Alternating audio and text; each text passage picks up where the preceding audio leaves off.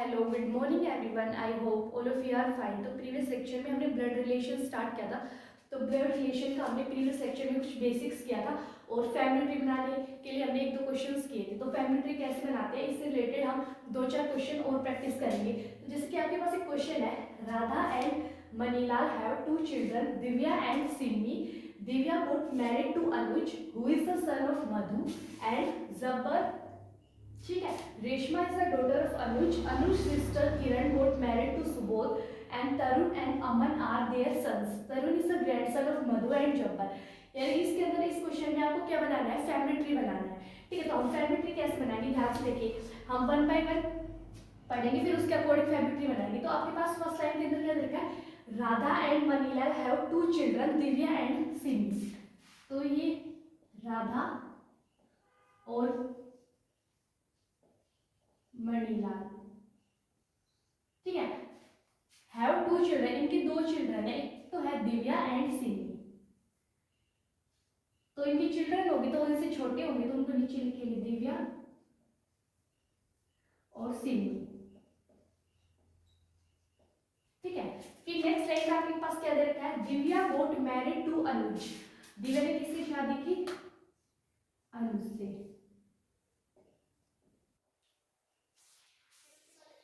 Who is the son of मधु। तो मैंने previous lecture में आपको बताया था कि जो एंड है वो फर्स्ट सब्जेक्ट के लिए यूज होता है और जो हु है वो किसके लिए यूज होता है, सेकंड सब्जेक्ट। यानी हु किसके लिए यूज होगा, जो पास का सब्जेक्ट है। तो अभी पास का सब्जेक्ट आपके पास क्या है, अनुज। तो Anuj is the son of Madhu and Jabbar. Madhu और जब्बर का सन है कौन, अनुज। यानी अनुज किसका बेटा है, मधु और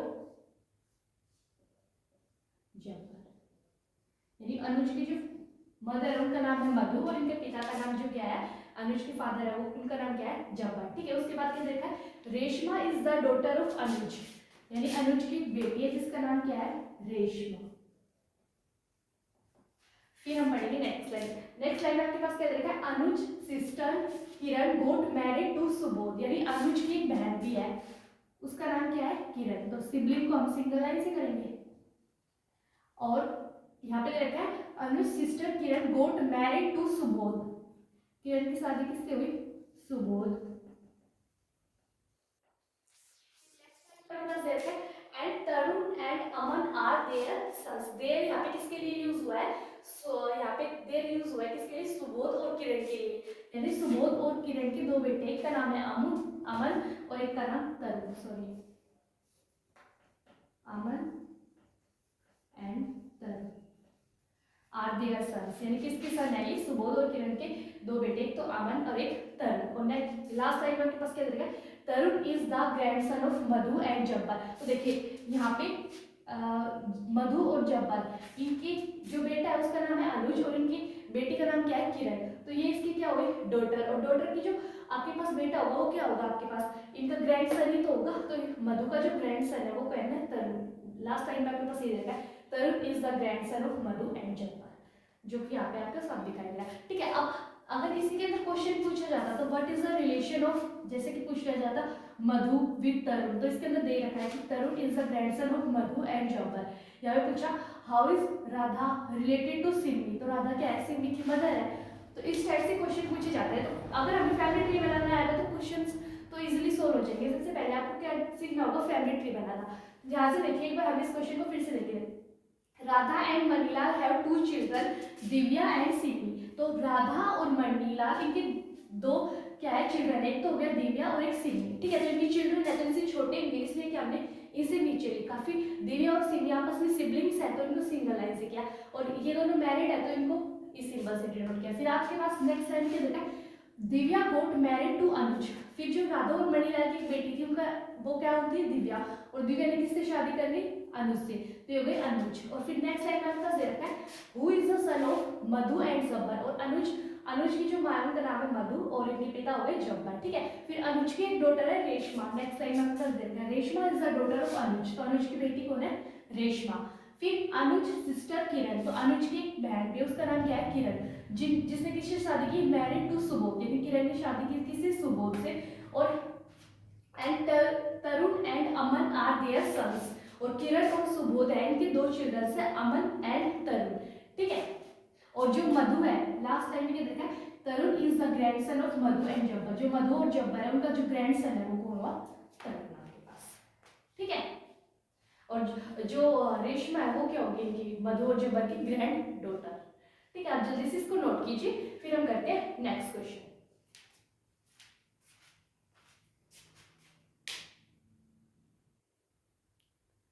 तो आपने प्रीवियस क्वेश्चन नोट कर लिया होगा, अब हम करेंगे नेक्स्ट क्वेश्चन। तो नेक्स्ट क्वेश्चन आपके पास क्या गिवन है, आपके पास पूछा क्या है, is D brother of F, क्या डी भाई है किसका, एफ का।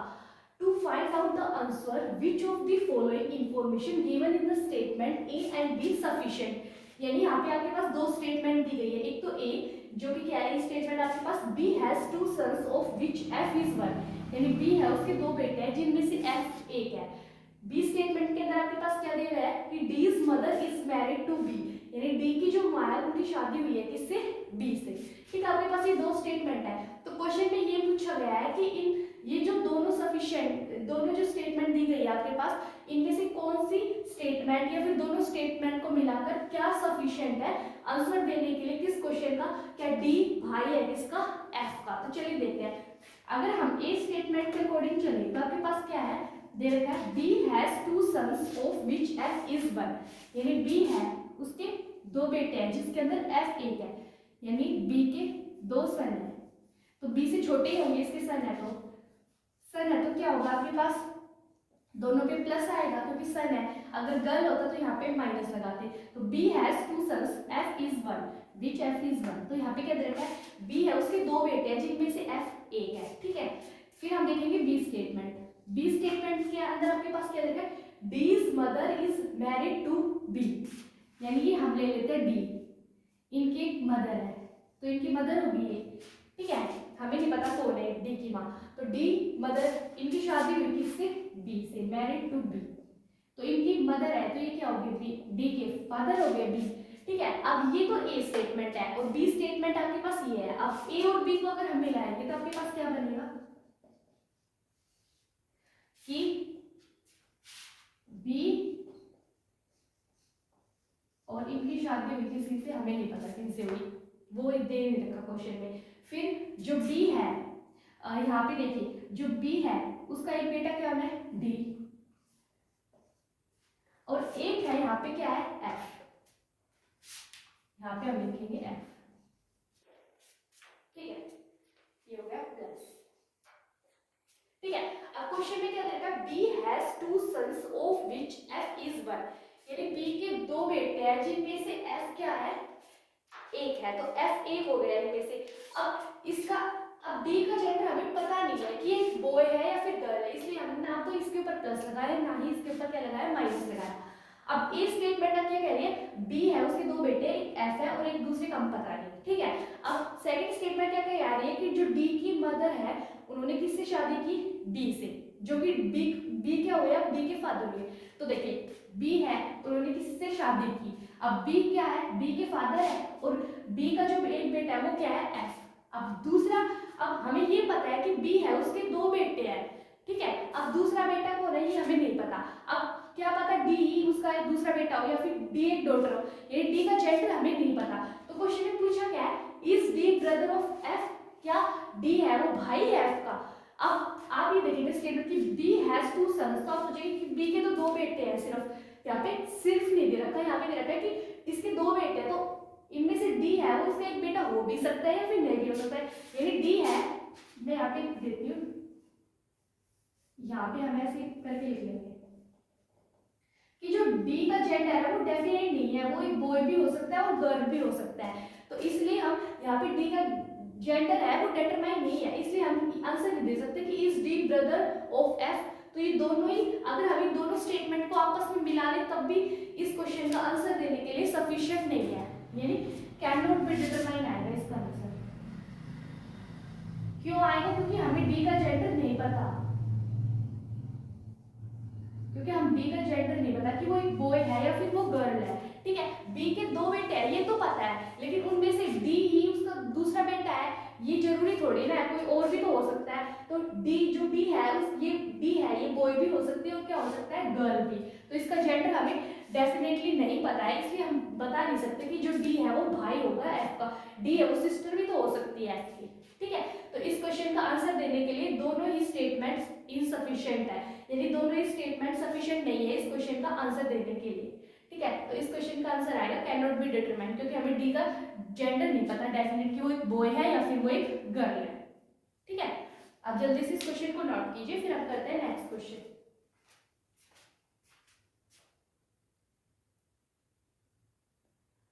आई होप आपने पिछला क्वेश्चन नोट कर लिया होगा। अब हम करते हैं नेक्स्ट क्वेश्चन। तो नेक्स्ट क्वेश्चन आपके पास क्या है, A is B's brother, A is C's brother, to find out how B related to C, which of the following condition is necessary।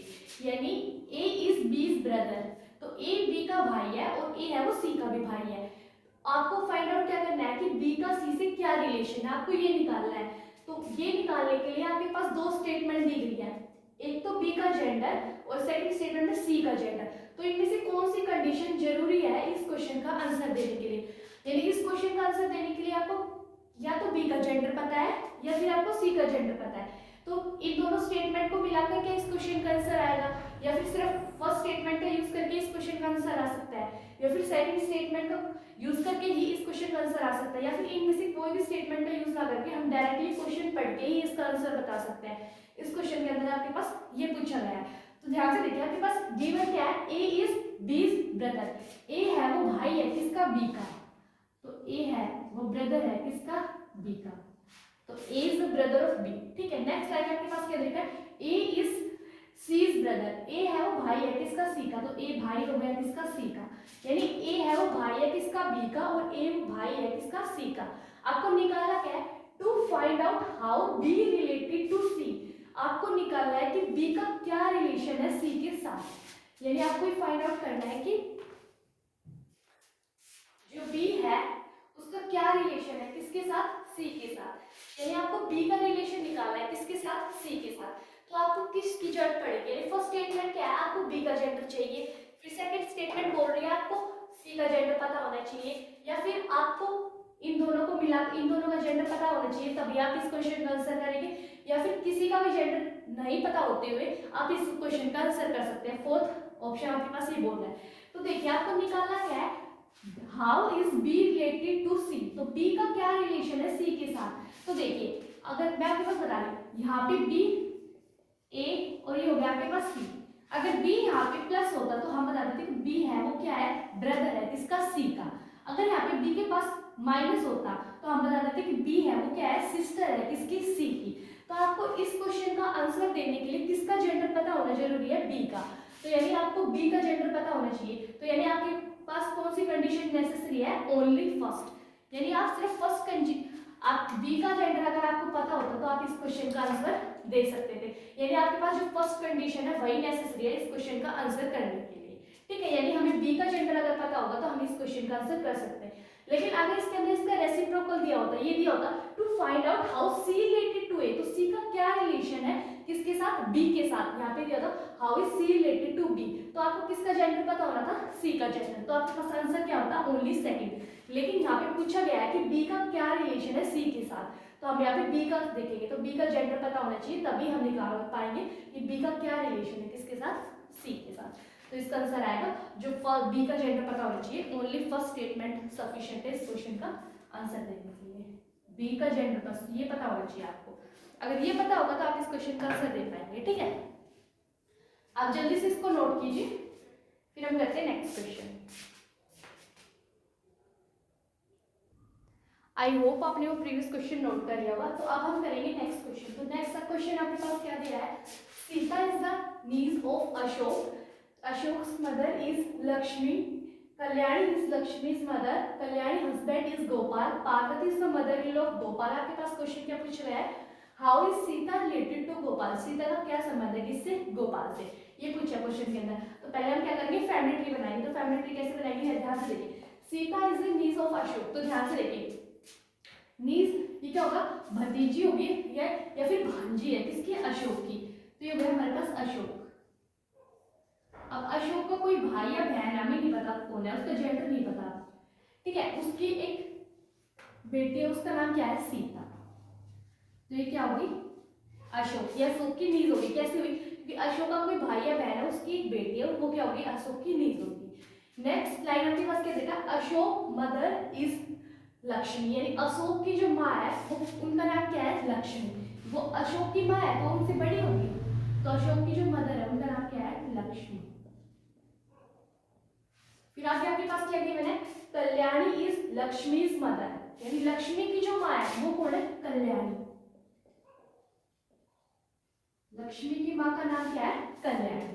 फिर कल्याणी हस्बैंड इज गोपाल, और कल्याणी की जो हस्बैंड है वो कौन है, गोपाल। कल्याण के हस्बैंड कौन हो गए, गोपाल। फिर Parvati is the mother in law of Gopal, यानी ये गोपाल हो गए, तो गोपाल की मदर इन लॉ यानी गोपाल की सास तो कौन, कल्याण की मदर होगी, वो कौन है, पार्वती। यानी पार्वती कौन है, गोपाल की मदर इन लॉ, यानी गोपाल की जो सास है उनका नाम क्या है, पार्वती। यानी गोपाल की सास और कल्याणी की क्या होगी, वो माँ होगी। फिर आपके पास पूछा क्या है, how is Sita related to Gopal, तो पूछा है कि सीता है उसका क्या रिलेशन है किसके साथ, गोपाल के साथ। तो सीता है वो क्या लगती है किसकी, गोपाल की। तो देखिए ये गोपाल है, तो गोपाल की डॉटर होगी लक्ष्मी। फिर लक्ष्मी का जो सन है वो क्या हो गया इसका, यानी गोपाल की ये क्या होगी, डॉटर, और ये क्या हो गया, अशोक ग्रैंडसन हो गया गोपाल का। अब ग्रैंडसन है तो ये भी ग्रैंडसन या फिर ग्रैंड डॉटर होगी, ठीक है। यहाँ पे ग्रैंडसन या ग्रैंड डॉटर हमें नहीं पता, यहाँ पे कुछ होगी, लेकिन उसके बाद फिर उनकी डॉटर है तो ये क्या होगी, ग्रेट ग्रैंड डॉटर। इसका आंसर क्या आएगा, ग्रेट ग्रैंड डॉटर। देखिए आप यहाँ पे समझिए एक बार, आपके पास पहला होगा जैसे डॉटर होगी, फिर उसके बाद ग्रैंड डॉटर,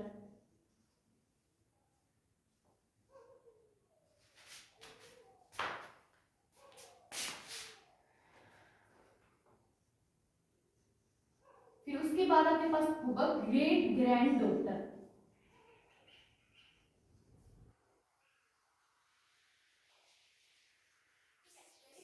डॉटर के बाद होगा ग्रैंड डॉटर, फिर ग्रेट ग्रैंड डॉटर, ऐसे जैसे यहाँ पे हो गए मदर, फिर ग्रैंड मदर, फिर ग्रेट ग्रैंड मदर, ठीक है।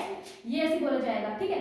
यानी पहले जो मम्मी की जनरेशन होगी उसको बोलेंगे मदर, फिर उनके बाद जो दादी की जनरेशन होगी उसको बोलेंगे ग्रैंड मदर, फिर दादी के बाद की जो जनरेशन होगी पड़दादी, उसको हम क्या बोलते हैं, जैसे ग्रेट ग्रैंड डॉटर। ऐसे जो पड़पोती होती है ना उसको हम क्या बोलेंगे, जो गोपाल की सीता क्या होगी, पड़पोती, उसको इंग्लिश में क्या बोलेंगे, ग्रेट ग्रैंड डॉटर।